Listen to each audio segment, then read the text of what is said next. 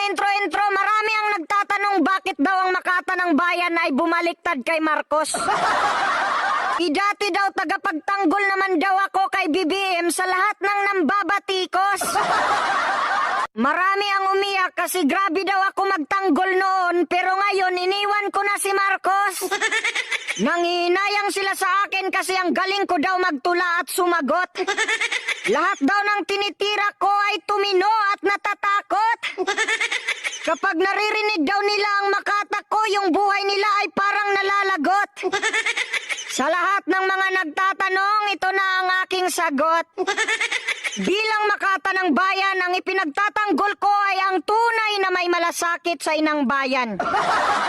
Mahal na Pangulo, ipinagtatanggol kita noon kasi sabi mo nung eleksyon, mabuhay ang Pilipinas. Pero ano ang nangyari ngayon? Namatay sila sa gutom. Namatay sila sa gutom. Sinasabi mo sabay-sabay tayong babangon. Ano ang nangyari ngayon? Gumagapang sa gutom, hindi na makabangon. Tapos yung mga tauhan ni BBM panay sira kay Duterte, yung bigas nga hindi may balik sa porte. BBM, nangangarap ka ng unity, tapos i-demolish mo ang lahat ng supporters ni Duterte. Gusto mo ng pagkakaisa pero sa kaliwa ka kumampi. Tapos sa mga grupo ni Duterte, hindi ka man lang naglagay ng kabinete. Yung mga tauhan mo na sumisira sa'yo, hindi mo kayang kontrahin. Sinasabi na ni Duterte na hindi kami nagsasalita para ikaw ay pabagsakin. Kundi binibigyan ka lang namin ng patnubay para ang ginagawa mo ay iyong ayusin. Kung masakit sa inyo na banata ng Pangulo, mas masakit sa amin. Kasi kami ang grabe magtanggol at manalangin. Mga loyalis, wag nyo kaming gawing sinungaling.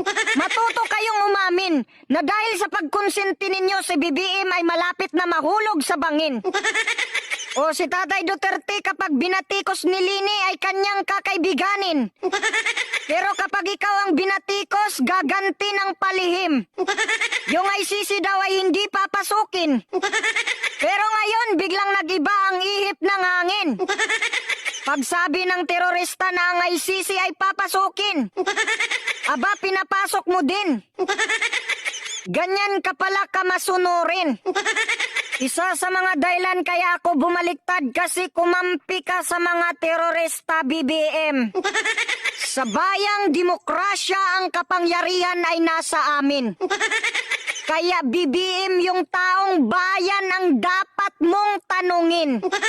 Bakit? Alam ba ng ICC kung gaano kaganda ang naidulot ng war on drugs sa atin?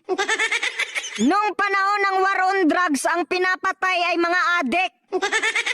Pero ngayon, mga inosente na ang pinapatay ng mga adik.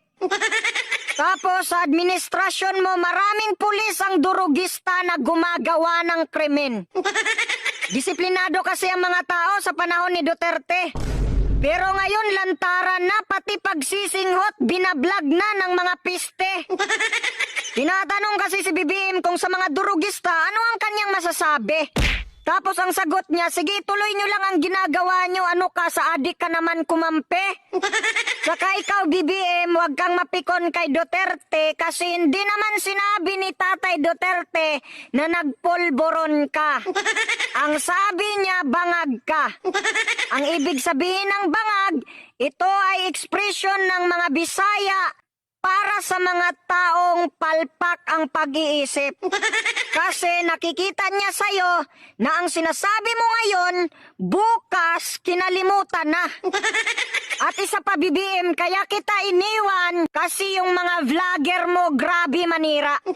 Sabi ko naman sa'yo, BBM, pitikin mo yung bunganga ng mga vlogger mo. Pero hindi mo kayang pitikin.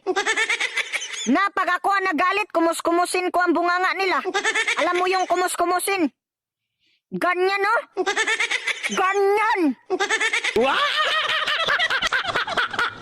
Mga minamahal kong kababayan, ipagdasal natin ang ating mahal na Pangulo naway magtagumpay sila sa kanilang pakikipaglaban laban sa mga kawatan. Mahirap man itong gawin sapagkat ang makakalaban nila ay ang kanilang mga sarili. Sana BBM maawa ka sa mga taong nagugutom.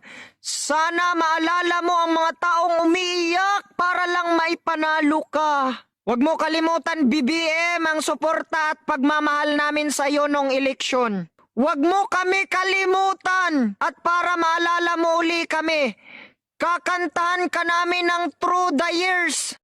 I can't remember when you weren't there, when I didn't care.